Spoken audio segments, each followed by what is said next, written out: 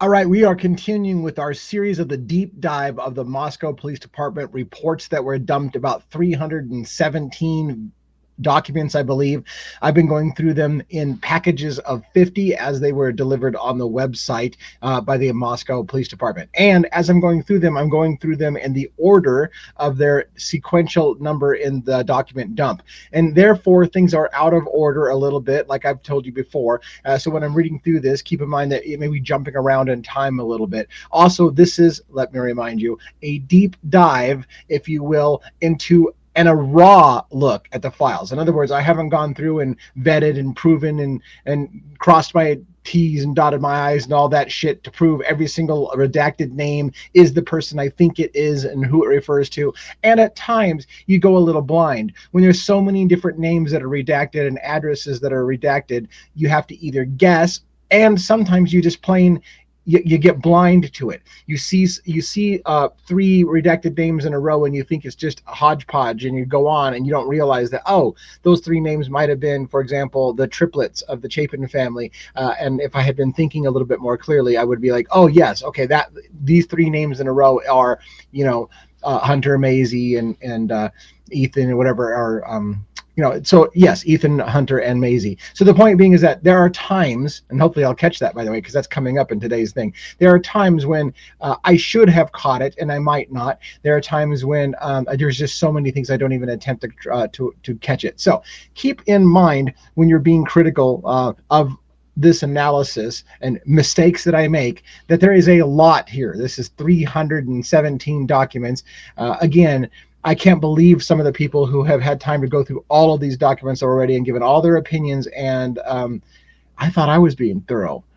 Anyways, the point being is, let's get right into it. I was surprised. I still am surprised that a lot of you are really hanging in there and watching all this stuff. So I'm going to add this document, and I'm going to go ahead and change the layout a little bit. So again, I'm going to go through all this in order. Now, because the way we're doing this, the last document or two that we review in this video aren't going to be dropping on a cliffhanger kind of thing. In other words, one of the most important documents in this whole series might happen midway through, and then the rest might be kind of superfluous stuff that's not really all that important.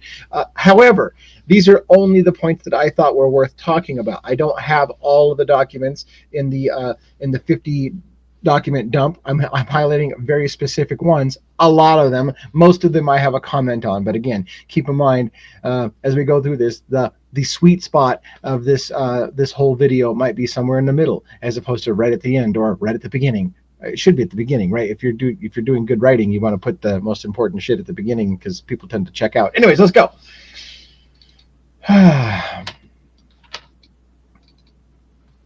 All right, I'm going to blow this up.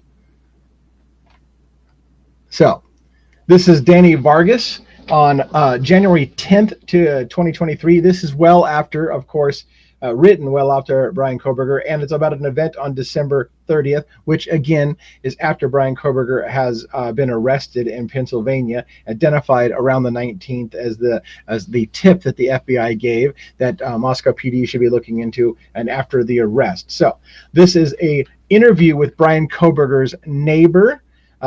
And so we're going to talk about this event and where it happened. Again, this is after the arrest of Bryan Kohberger, I believe. So on December 30th, that's the event we're talking about. On December 30th, at approximately 6:30 in the morning, I stood by while a search warrant was served at such and such residence of Bryan Kohberger. Now, I believe this residence is going to be the residence in Pullman, Washington, even though they arrested him in Pennsylvania. So I think we're back. I think we're back in Pullman, talking about Pullman and the residence of Bryan Kohberger at Pullman. Otherwise, it would say the residence of his parents, because he didn't have a residence in Pennsylvania. He lived with his parents in Pennsylvania. So I believe this again from my first take is this is about his apartment in Pullman. While on scene, one of the neighbors, somebody by the initials AA, who lived in the same building, stated her husband returned home and he might have some additional information to add regarding Bryan. This person, by the name of A, had been interviewed earlier in the day by several FBI agents prior to F, probably her husband, returning home, I guess. Detective Mowry and I met with this person A and F, probably her husband, A, in their apartment. So that's probably the last name, probably A and F A, whatever their last name is A. All right. So they're meeting with Bryan Kohberger's next door neighbors in Pullman, I believe. I recorded the conversation with my phone and informed F and A that I would be recording our conversations, which they were fine with. A said that she had been speaking with F, so she'd been speaking with her husband, I think, about the questions that she was asked. One question being if she had ever seen Bryan with anyone.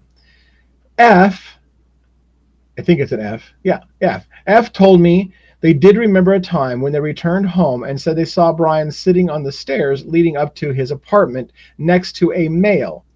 F and A described the male as having light brown skin, a sleeve tattoo on his left arm, wearing a sleeveless shirt and shorts. So right there, I feel like we should be able to identify who this is. Does anybody know who it is? I'm really super curious. Does she mean by light brown skin, meaning someone like Hispanic in nature, like an olive complexion individual? Who do we know? And I don't know. I'm not. But who do we know that has dark or a light brown skin? Maybe Hispanic, maybe Asian. I don't know what persuasion, but maybe not whiter than white. That has light brown skin and a tattooed sleeve on his left arm. So we'd like to know. So F said that the male was riding a dark color blue or black Harley type motorcycle. F said the motorcycle was not a sport bike and was very loud. So Harley. F said that he and A, so him and his wife, both noticed Bryan and the male talking, but said that as soon as they got closer, both Bryan and the male stopped talking and looked at them. A said that Bryan acknowledged them and asked how it was going. A said it seemed as if Bryan was acting overly nice. Oh yeah, by the way, that's a huge red flag. Anybody who's nice, huge red flag. Overly nice, I don't know. It always drives me nuts when someone says they were being too nice, and that makes them creepy. But anyways, A and F said when they walked away to their apartment, Bryan and the male were still silent and did not continue their conversation. F said that he saw the male get up and heard the motorcycle start, but not see him drive off. F and A said that was the only time they ever saw this person or saw or heard the motorcycle. Now, there's several things I want to comment about this right now. So, one, a narrative wants to be painted by mainstream media and a lot of people. I hear this all the time on my videos, my comments. Bryan didn't have any friends. Nobody liked Bryan. Bryan was a loner. Bryan doesn't have friends. So there's no way, for example, as people who are critical of the idea that there could be more than one perpetrator, Bryan wouldn't have done this with anyone else because Bryan doesn't have friends. I have a really hard time believing there could be alternate suspects. Bryan doesn't have friends. So here is, I just want to beat this to hell. Here is a neighbor saying that Bryan Kohberger has somebody coming out and visiting him on a motorcycle with tattoos. Now, it seems a little out of character unless you buy the mentality that Bryan Kohberger was somehow getting back into the drug scene or whatever. That's not to say that people with tattoos all are into drugs. I've got tattoos. I'm not into drugs. But the point being is that if you want to go down that speculation, but here's the other problem that I have with it. Again, Bryan Kohberger, I believe, I hope I'm not making a mistake with this, only arrived in Pullman to go to school in August. The murders were in November of the same year that he was there. So you've got August, September, October, and November. This is from early on. He's relatively new in town, and he's already made friends. So it seems. I mean, I would imagine if somebody's there hanging out at his place. Now, again, what is going on with this conversation? If this happened, that they were having a conversation that they didn't want to keep talking about, and when somebody showed up, the guy just took off and left. I don't know. It was a private moment for whatever reason. Some people will speculate there must have been a drug deal or some kind. It's a rough and tumble guy on a Harley, and he's got tattoos, so it must be drugs. Bryan Kohberger must be back into drugs. Maybe that's what you're thinking. We don't know, but it's interesting to know that Bryan Kohberger allegedly, according to the neighbor, did have friends. So the narrative that Bryan Kohberger couldn't have had accomplices because he doesn't have any friends, you might be able to readjust that. Or not, just stick with your narrative. It's okay. Now, F&A said Bryan seemed like a quiet person, and they remembered meeting Bryan's dad when Bryan moved in. So again, we are talking about Pullman, Washington, when Bryan's dad, Michael, came out with him and helped him get moved into his apartment. F said that Bryan's dad was very talkative. F&A said Bryan's car was always clean. Now listen to this. Bryan's car was always clean and neat, even on rainy days. A said that Bryan would often park his car right in front of their bedroom window and they would notice the headlights when he came and went. F and A did not notice when and if Bryan changed the plates on his vehicle. Now, why is this important and why am I drawing attention to it? Many people are acting like Bryan Kohberger's guilt is proven by the fact that he's cleaning his car in Pennsylvania after a drive clear across country with his father. It sounds to me like his neighbors in Pullman, Washington are telling you his car's always clean. Even on rainy days, his car is clean. He's got a bit of OCD. That's why he cleans. Maybe in the middle of the night cleans. His car's always clean. But again, the narrative looks a lot better of, oh my God, how suspicious is it that Bryan Kohberger is cleaning his car in Pennsylvania? He must be cleaning up after a murder. Of course, makes no sense that he waits a month after the murders to clean his car instead of maybe like right after the murder. But again, some people believe in this narrative that they want to keep telling that him cleaning his car or seen cleaning his car in Pennsylvania well after the murders is proof that he's cleaning up a crime. But it sounds to me like he's got a habit of always cleaning his shit because he's kind of a neat freak. And there's many cases where Bryan Kohberger is shown as being a neat freak.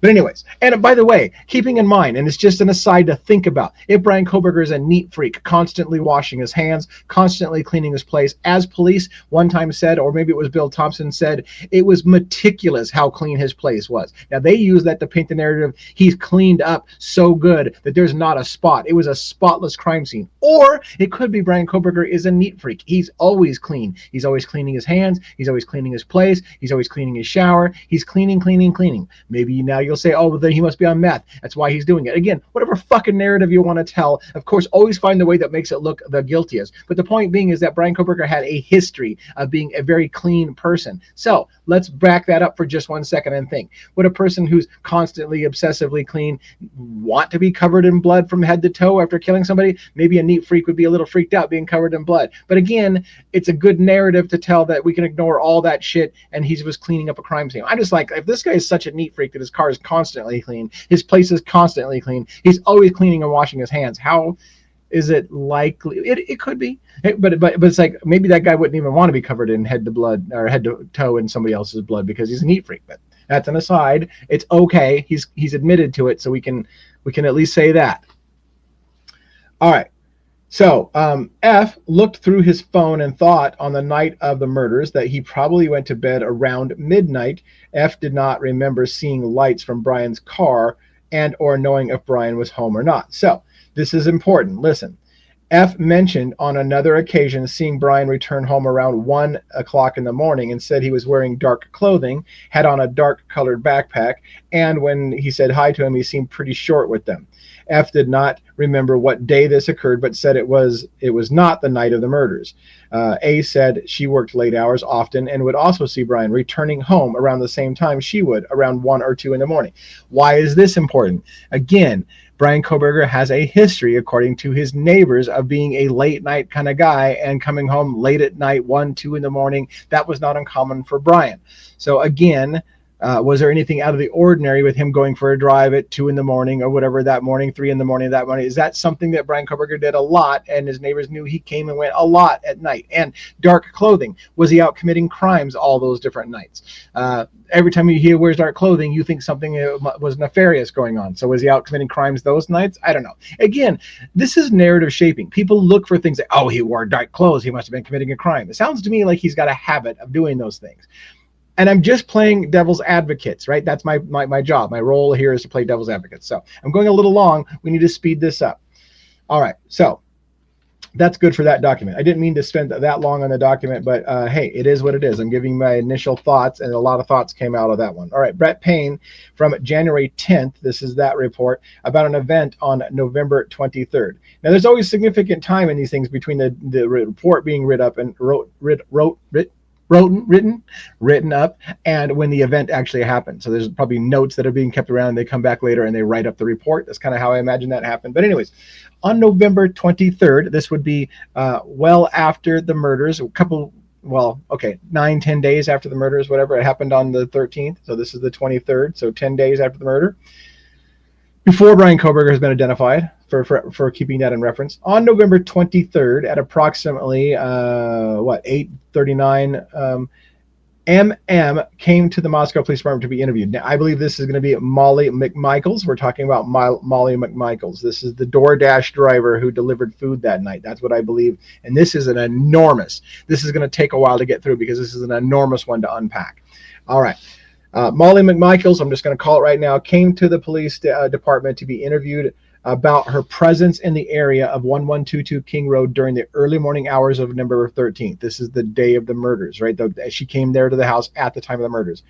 McMichaels, I believe, was identified as being in the area through records obtained from DoorDash via a search warrant and was confirmed as being in the area based off of Google's geofence warrant, which also obtained as a result of this investigation. It was accompanied by FBI Special Agent Alex Skelton during this interview. So we know it is the DoorDash driver. We know that geofencing, that it was an area that they were picking up what cars came and went. And the DoorDash records all show that she was delivering food around that time in the neighborhood. McMichaels told me that she worked for 12 to 18 hours on the night of November 12th to the 13th and received 3 orders to the King Road area, the King Road / Queen Road area. 2 of the orders were at such and such Queen Road apartment complex, which is immediately to the east of 1122 King Road. This seems to be also the location of Showalter's place, by the way, just for FYI, where people can walk between those buildings and 1122 King residence in case you think somebody nearby walked. Now, I know Hitler says there's no way any of the killers or any of the accomplices could have walked because the killer arrived in a car. But anyways, point being, set that aside for a minute. So, McMichaels said that the delivery at 1122 King Road was her final order for the evening. McMichaels said she could not find the 1122 King Road residence as the address number was hidden by the porch light, which caused her to remain in the area for approximately 15 minutes. Now, I want to stop for a moment, even though I'm going to try to pick up this last sentence.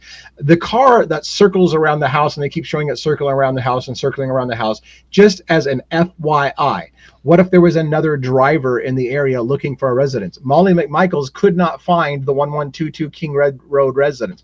She was circling around trying to find it. Now, I'm not saying that Molly McMichaels' car is the car you see circling around the neighborhood, but the behavior of circling around the neighborhood, which is shown by every single media outlet that covers the story as evidence of a person who's stalking the house, stalking the girls, waiting for their opportunity, maybe, or maybe like a DoorDash driver, they're looking for someplace and can't find it, and they keep circling around because Molly McMichaels, couldn't find 1122 at King Road residence and circled around and circled around. But again, nobody's accusing Molly McMichaels of stalking that house. But anyways, point being, again, it's whatever narrative you want to go with. But Michaels also stated her Google Maps told her to go to the parking lot area immediately behind 1122 King Road residence. So when she puts in the address, Google wants to drive her to the back of the house and suggests that she walks down to the house. I've seen that happen many times on Google Maps where you're like, what the hell? And you get the little dotted line showing that you should walk this path, whatever. So apparently that's what happened when Molly was delivering to the 1122 King Road residence. They actually put her behind the house where I think people think the killer eventually parked. And then walk down to the house according to the maps. All right. Now keep that in mind because again, if somebody, I'm going to give you a narrative here that you're not going to like. Let's say somebody was going to meet somebody at a house they hadn't been to. Stop for a minute. This is going to be a totally me thing, right? I don't think you're going to hear this from anybody else. So if Molly is putting into Google the address, 1122 King Road residence, and Google takes her to the back side of the house and shows a dotted line to walk down to the house from the back side of the house, because that's what Google thinks how you get to 1122 King Road residence, and she had problems finding it, okay? So bear with me, all of this. If she has problems finding it, so she's circling around trying to find it and end up at the back of the house and walks down or is suggested to walk down, could it be that someone else, like, I don't know, like maybe a Bryan Kohberger? What if Bryan Kohberger, and it's just a hypothetical, what if Bryan Kohberger was asked to meet somebody at 1122 King Road residence, right? So he wasn't going there because he already knew the place. He wasn't going there because he planned to do murders. Maybe somebody asked him to meet him at 1122 King Road residence.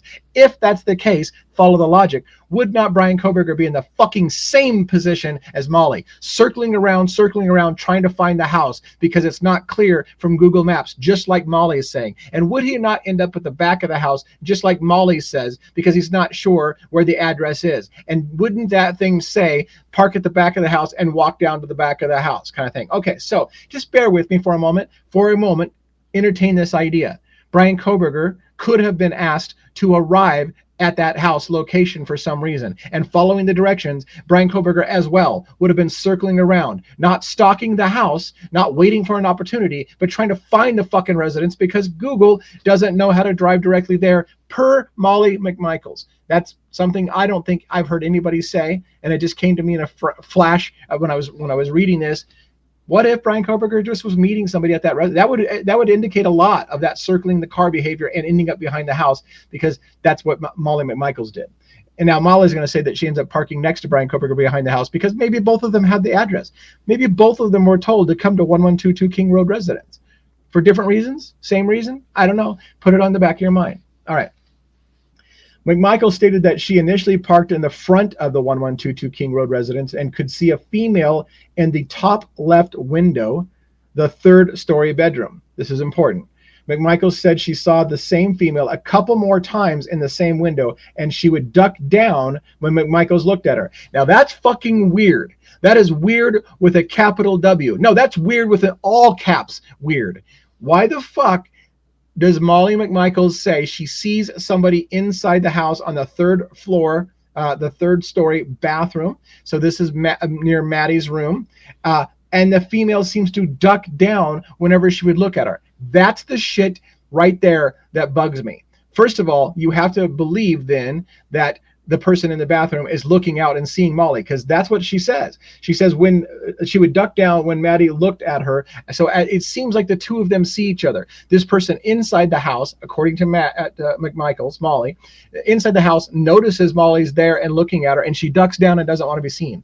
If that is an accurate portrayal, super effing weird. Who is that female? Is Maddie hiding? Why would Maddie be hiding from somebody in her own house? So things that make you go, All right. So McMichaels then said she drove to the back parking lot area behind 1122 King Road and parked. Why? Because Google directed her to, is what I think happened. So that she's trying to find the residence, but Google tells her to go park on the backside. So she goes and parks on the backside. Like maybe Bryan Kohberger, who also was given the address 1122 King Road residence. Just follow that logic. It's just a FYI, just a question. All right. She stated that she could see the back courtyard area behind the house and noticed all of the lights were on. McMichael stated that her map told her to walk into the back of the house, but she did not feel comfortable doing so because there was no path. Again, Google places anybody going to that address, 1122 King Road residence, as going and parking at the back and walking down to the house. So did Kohberger have the same instructions?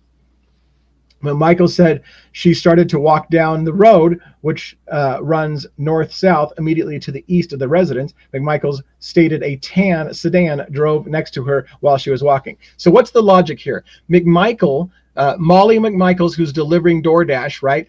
The Google tells her to walk down into a dark area behind the house where there has, and she feels uncomfortable doing so. So instead, she walks a street, skirting around from where she's parked. Okay, so follow all this logic.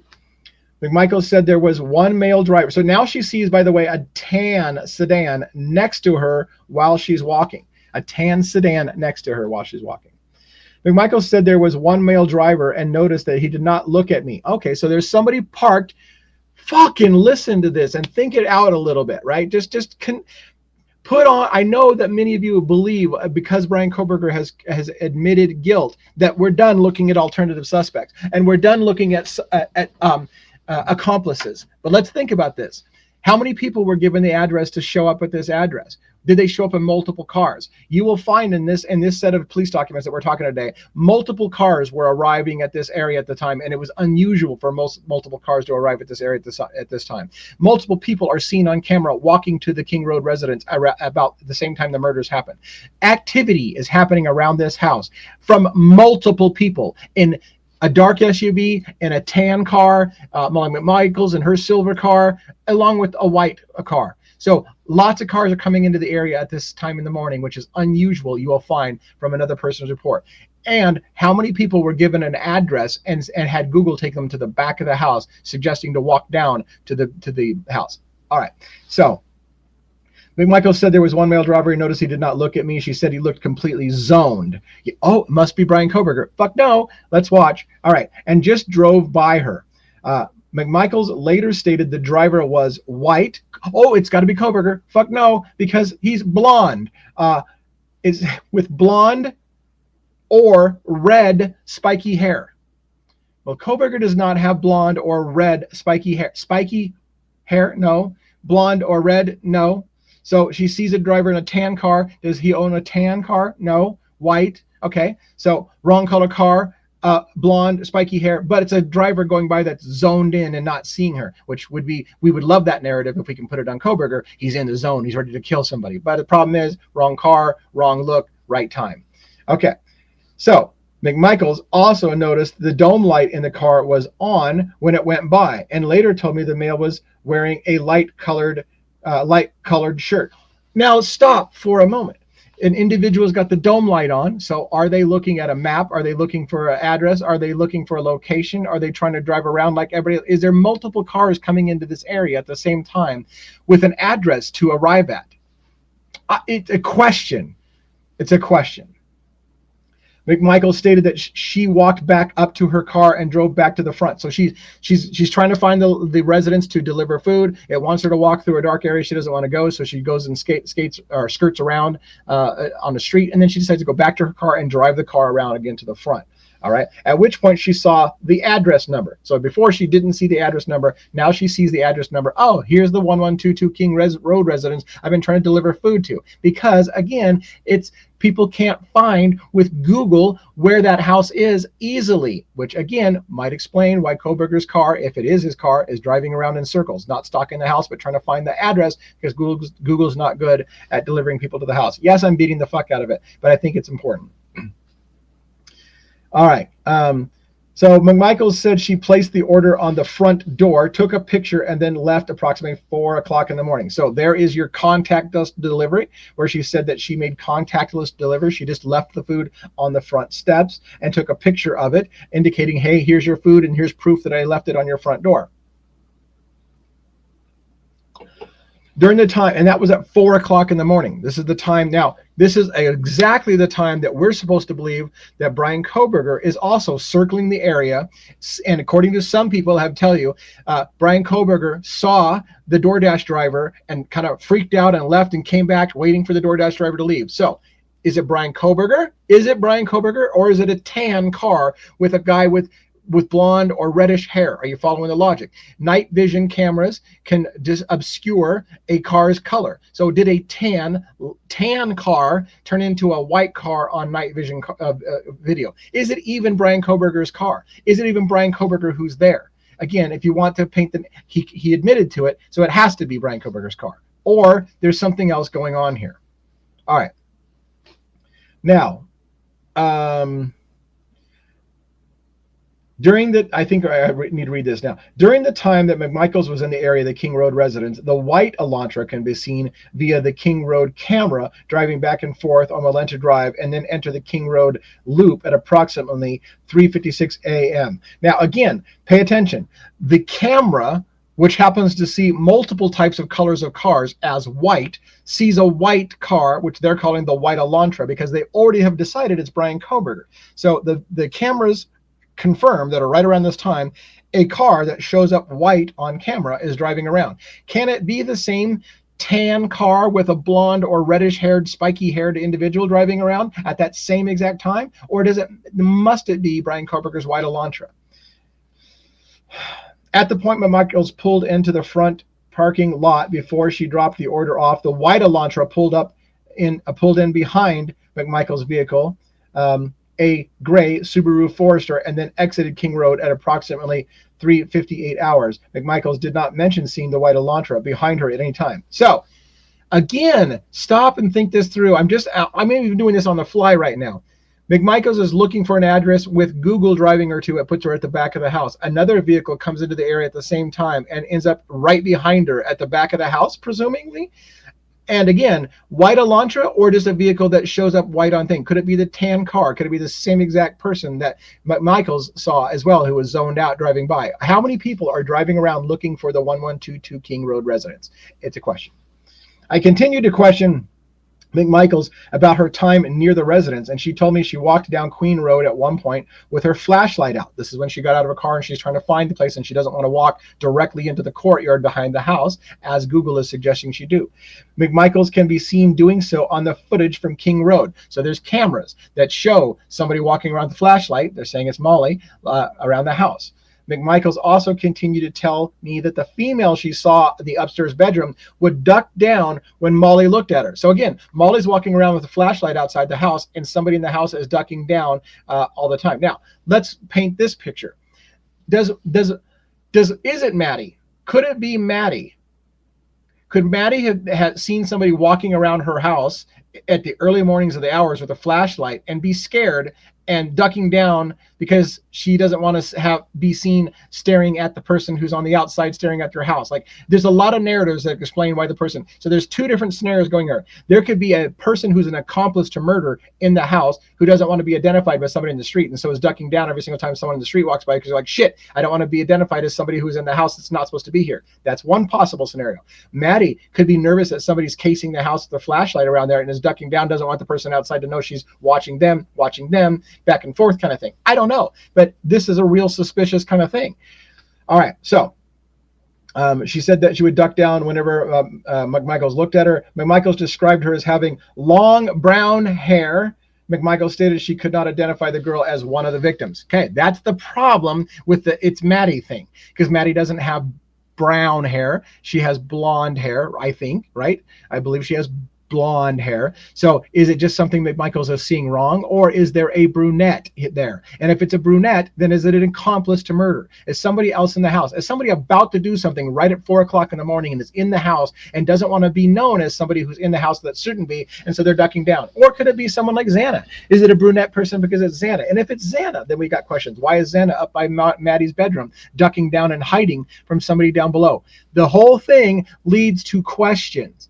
But again, that's all based on Molly McMichaels' memory. Of course, we were about to put McMichaels on the stand saying she saw Bryan Kohberger at the house until that fell to shit, which I think is also the reason why we have a plea deal, because they lost McMichaels as an eyewitness. They were going to try to use Molly, the DoorDash driver, to put Bryan Kohberger at the house, but they couldn't, which is why after they float that narrative in the thing that she's going to come as a surprise witness and it went to shit, why all of a sudden it turned out that Bill Thompson said we can't place Bryan Kohberger at the house. Well, you could have placed Bryan Kohberger at the house if Molly McMichaels really saw him, but she didn't fucking see him, and you know she didn't see him.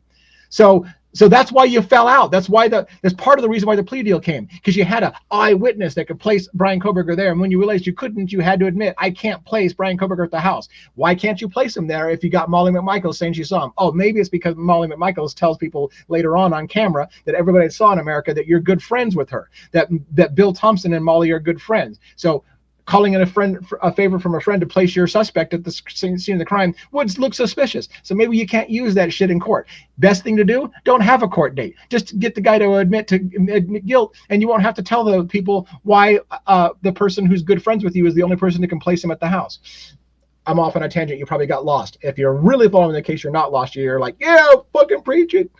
Anyways, we're 30 minutes in. We're not very far in the document list. Okay, approximately 30 minutes into the interview, this is, I believe, Special Agent from the FBI, Skelton, requested. Now, this is important to me, but people are going to hammer me for this, and I'm going to fucking say it anyways. I'm just sharing my thoughts. Approximately 30 minutes into the interview, Special Agent Skelton requested that McMichaels take part of a cognitive interview. Now, let me explain what this is, a cognitive interview, because I had to ask a law enforcement officer to confirm what ChatGPT and I had a little. What is a fucking cognitive interview? So 30 minutes into the interview with McMichaels, this is my analysis. I'm just telling you what I think happened. 30 minutes into the interview, Special agent from the FBI, Skelton, is not getting from McMichaels what he needs to have, which is placing Bryan Kohberger at the scene of the house. It's probably bothersome, in my opinion. I'm putting a narrative on that of my own. It's probably bothersome to Skelton right now that McMully is not placing fucking Bryan Kohberger's white Elantra or Bryan Kohberger himself at the crime scene, and he needs her to do so. So 30 minutes in her interview, when she's talking about a brunette in the house ducking and looking suspicious, and some guy with red spiky hair driving by her, and it's like, fuck, this thing is not going the way that we need it to go. He says, let's do a cognitive interview. So they basically redirect the interview. A cognitive interview is a way for you to, for a person who's trained in cognitive interviews, to try to re-spark your memory so that you can remember things more clearly. No shit. That's what it's designed for, to help somebody remember details more clearly. You're not giving us the details that we want. That's my interpretation. You're not giving us the details that we want. So let me help you get your recollection back. What you probably saw was, now ChatGPT made it clear, it is not leading. It's not a leading interrogation with the cognitive interview, but the idea is just to help them get their memory back, because clearly you're not remembering things clearly. So a cognitive interview, 30 minutes into her interview, is done by the FBI, basically because I'm interpreting it. I'm not getting from Molly what I need to get, which is placing Bryan Kohberger's white Elantra or Bryan Kohberger himself at the crime scene. So I'm going to work on her memory recall and see if she can remember details more clearly. Like, you did see Bryan Kohberger there, right? You did see Bryan Kohberger there.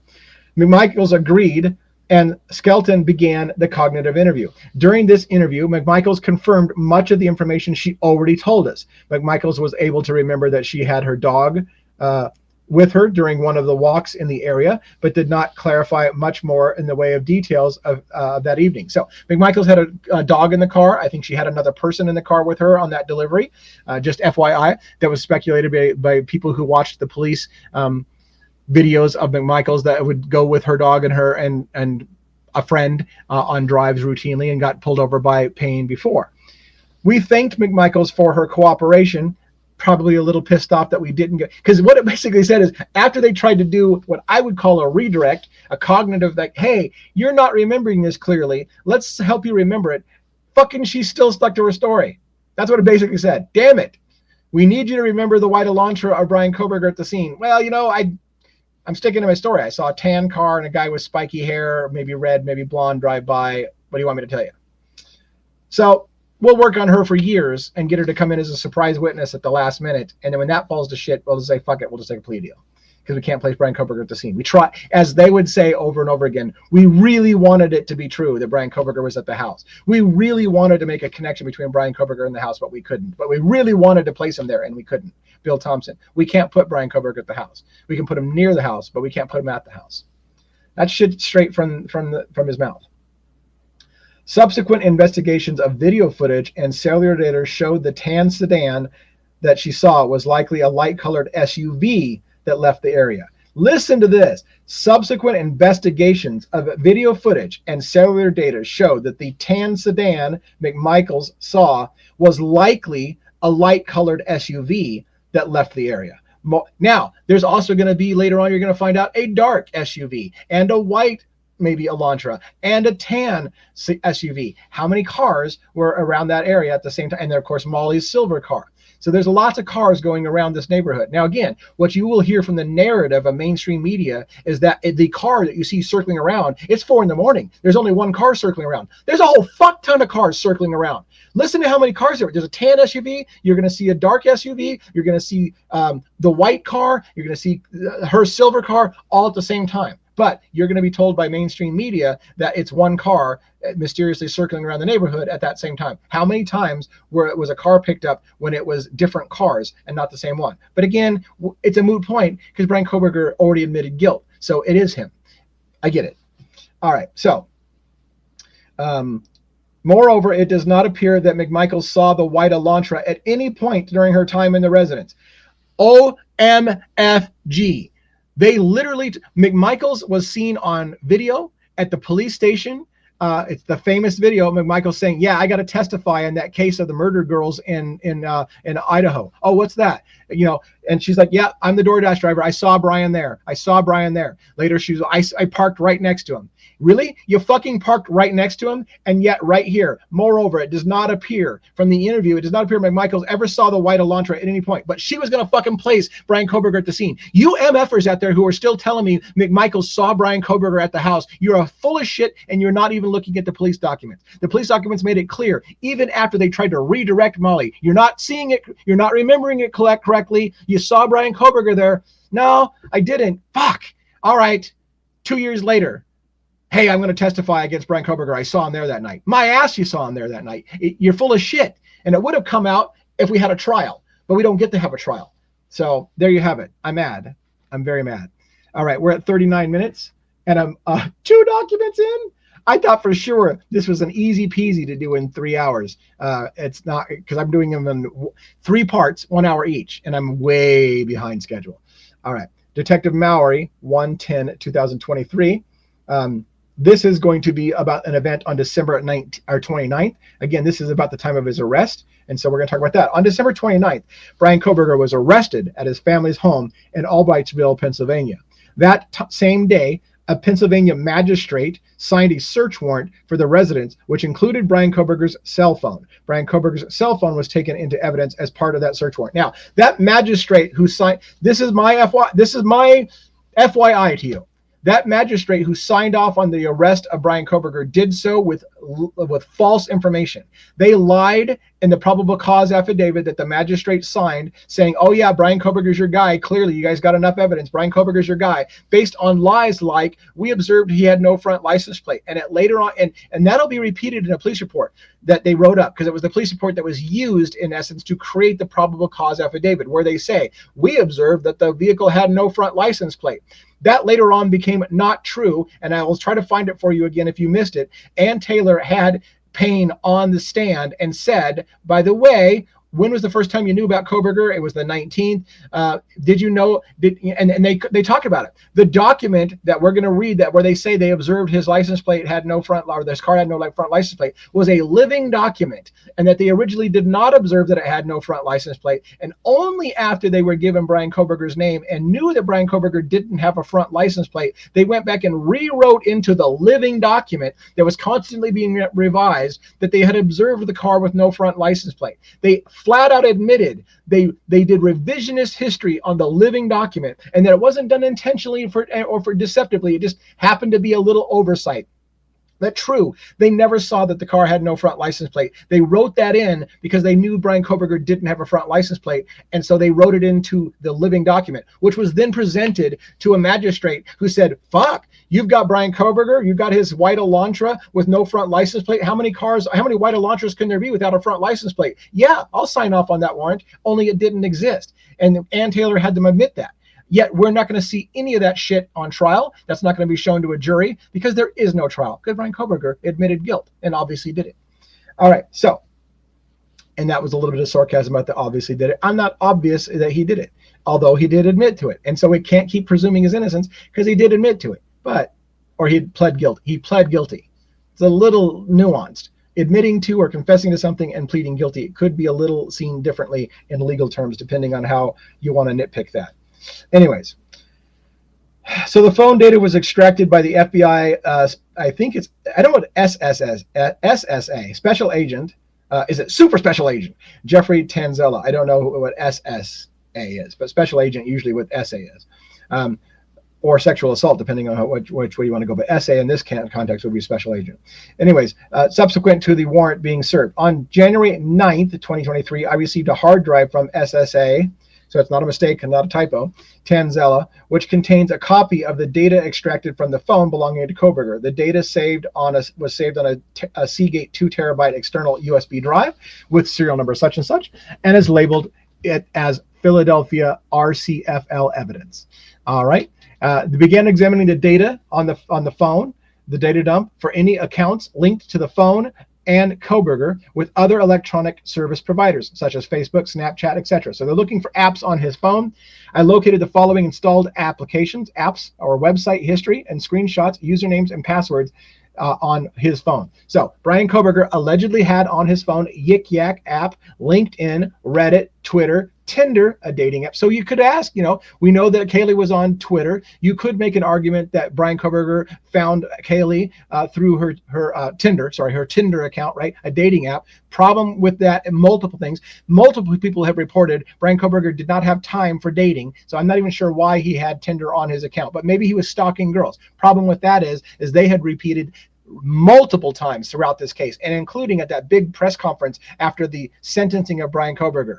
Is there any connection between who was he stalking? We really wanted to find a connection between Bryan Kohberger and any of the girls, and there is none. We wanted to find. So for those of you who are jumping to it, oh, there you go. That's how Bryan Kohberger found the girls. He was on Tinder. He was stalking them on Tinder. Well, they knew about Tinder. They knew about Kaylee being on Tinder. They knew about Bryan Kohberger having Tinder. Did they say, oh yeah, here's where the connection is? He found her on Tinder. No, they could not find a connection between Bryan Kohberger and Kaylee. So that would have to be speculation. There was also Dropbox on there. There was a Washington Trust Bank, PayPal, YouTube, TikTok, Amazon, When to Meet. I don't know what When to Meet is, but is that a dating app? I don't know. When to Meet, Activision, GroupMe, is that another social media type thing? NetTeller, Hulu, Instagram, Facebook, another maybe a credit union. It looks like PSECU. I'm assuming that's a credit union. Spotify for music, Booking.com for travel, Travelocity for travel, Strava, NordVPN. NordVPN is for hiding your IP address.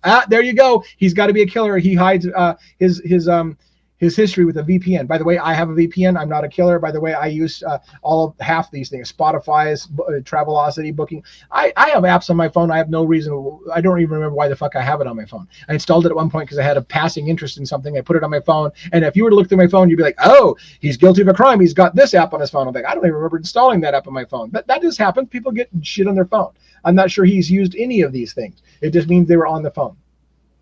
These electronic service providers may be storing data relevant to the investigation, which may have been deleted from the device. I will be requesting assistance from the Latah County Prosecutor's Office to apply for warrants to these companies for any data from accounts located in the following identifiers in the phone. So they know that these apps are on there.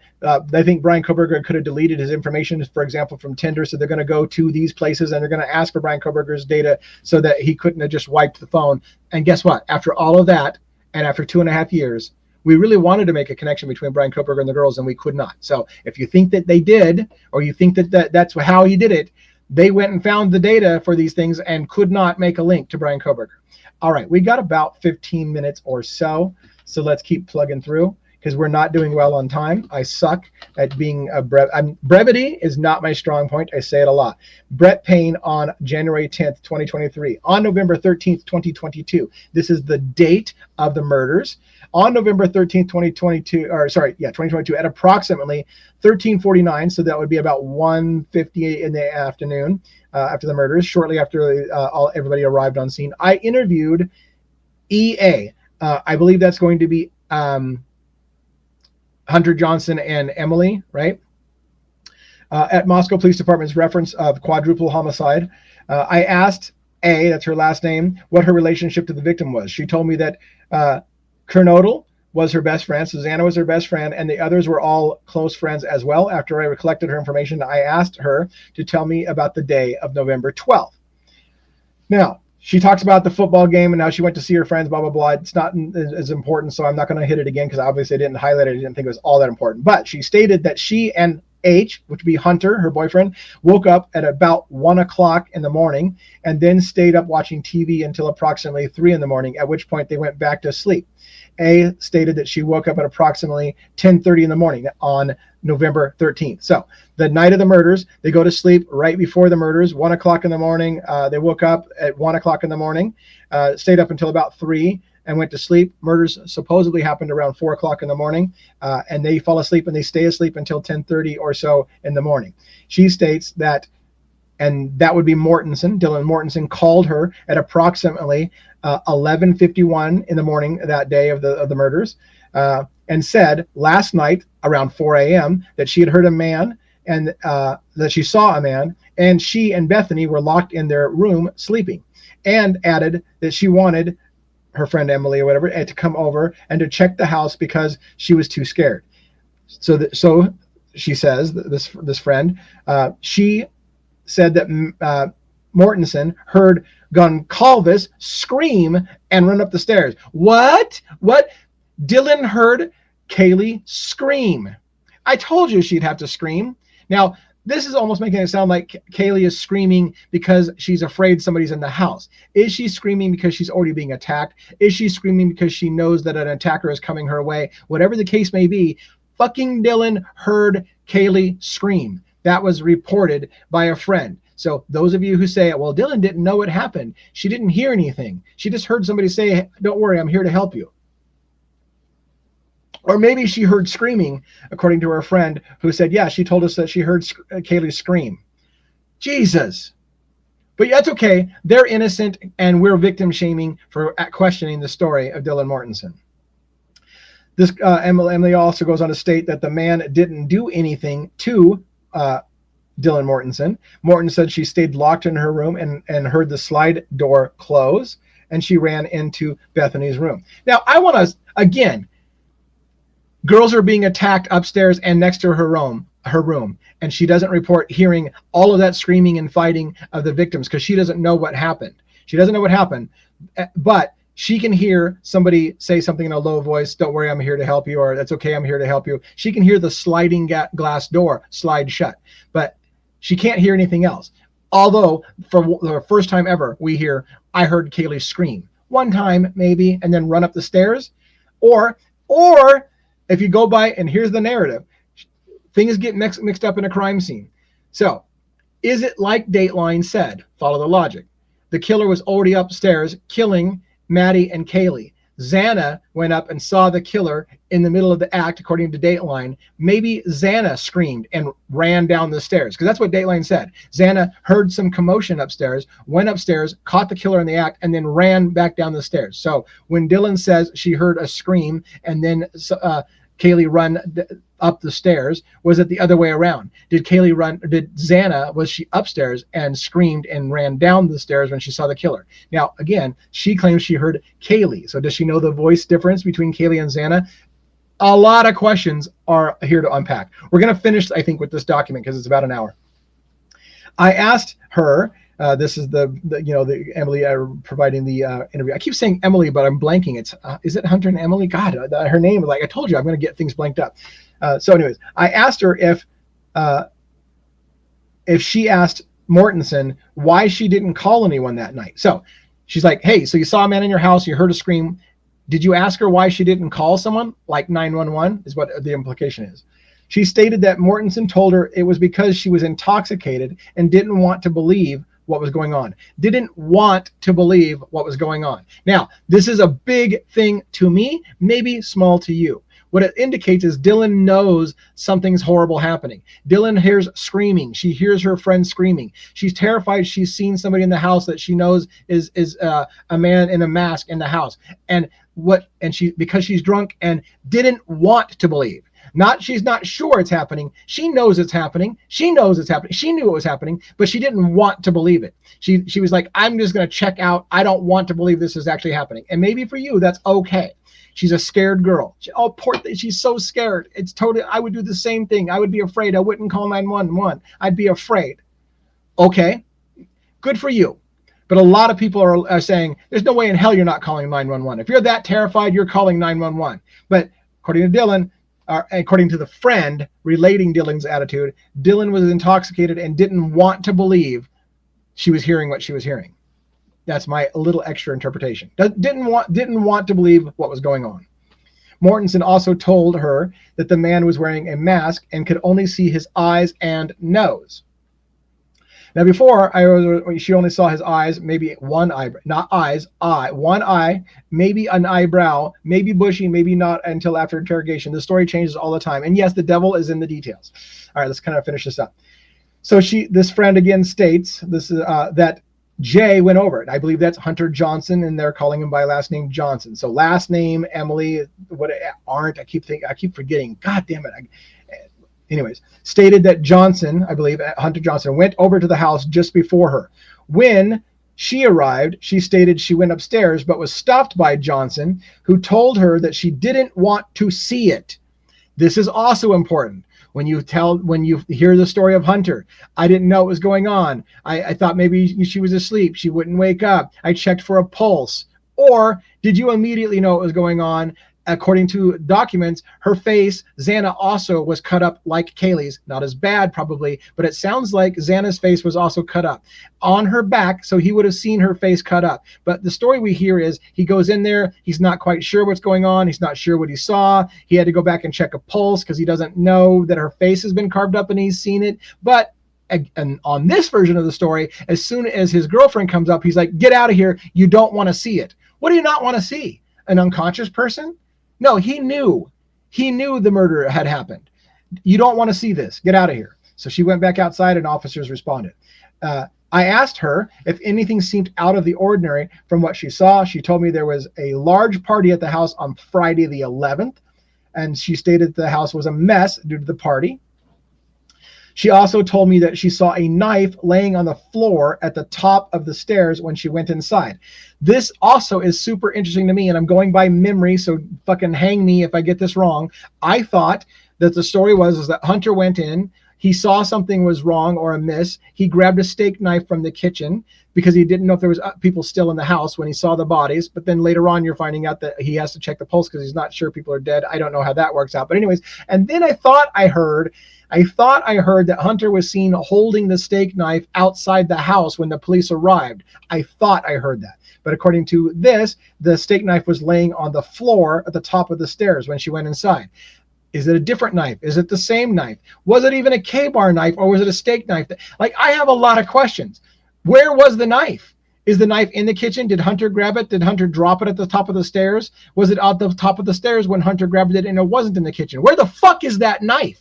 Or is it in his hand when police show up? Where's that knife? I'm not suggesting Hunter did the murders, in case you think I'm going there. What I'm saying is, what the fuck with the knife? Why does the story constantly change? Who had the knife? When did they have the knife? When did his girlfriend see the knife? Who saw the knife outside? Who saw the knife inside? At what point? Was it on the floor? Was it in the kitchen? Was it in his hand? Those kind of details seem to matter to some people.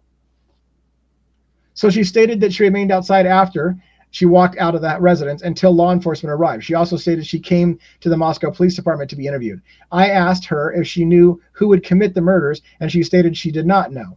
She stated that she and Kernodle were no longer in such and such sorority member. They were no longer in a sorority, and they were no longer such and such sorority members. I asked her if it was there, I asked her if there had been any stalking behavior or recent suspicious circumstances.